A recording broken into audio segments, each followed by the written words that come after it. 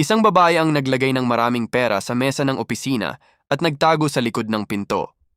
Subok ito ng boss sa kanyang mga tauhan. Unang dumating si Hailey, nagtataka kung bakit siya pinatawag. Nang makita ang pera, kumislap ang kanyang mga mata. "Wala si boss. Kunin ko na lang ang ilan dito," bulong niya. Kinuha niya ang 2 bungkos at mabilis na umalis. Sunod siyang naguguluhan din kung bakit pinatawag. Nang makita ang pera, napatawa siya. "Ang ganda ng pagkakataon," sabi niya at agad ding kumuha ng 2 bungkos bago umalis ng masaya. Pagkaraan dumating si Liu. Magalang siyang tumawag, ngunit walang sumagot. Aalis na sana siya nang mapansin ang pera. Matagal siyang natulala sa kahuminga ng malalim. "Mawawala ito kung may ibang makakita," sabi niya. Kinuha niya ang lahat ng pera hindi para pag-interesan kundi upang masigurong ligtas. Mula sa likod ng pinto lumabas ang boss at mabigat ang loob. "Lahat sila'y tinukso ng pera."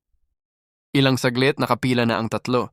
Mariing sinabi ng boss, "Sinubukan ko kayo, may bakanting posisyon bilang assistant ko, ang tapat lamang ang papasa."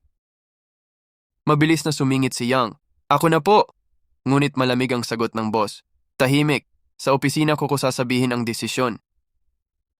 Sa loob ipinaliwanag ng boss. "Naglagay ako ng pera at nagtago ako. Nakita ko ang bawat kilos ninyo." Lumapit si Liu at iniabot ang pera. "Boss, narito po ang pera ninyo. Dapat pong ingatan, baka mawala." Ngumiti ang boss. "Nakakatuwa ang iyong katapatan. Ikaw ang aking pipiliin. Ang 2 sa inyo kumuha para sa sarili. Pero ikaw, kinuha mo lahat upang walang makapagnakaw at ibinalik mo sa akin.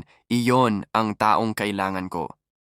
Tahimik na umalis si Yang samantalang galit si Hailey. "Hindi tama ito," sigaw niya at lumabas. Ang boss ay tumingin kay Liu at buong giliw na nagsabi, "Mula ngayon ikaw ang aking assistant at magiging manager. Sa hinaharap ikaw ang mamumuno ng kumpanya." Nagbigay galang si Liu at tumugon, "Maraming salamat po. Gagawin ko ito ng buong sipag at katapatan."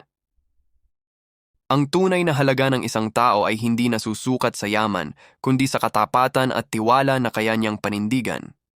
Kaibigan, kung nagustuhan mo ang video, huwag kalimutang mag-like and share. Salamat sa panonood.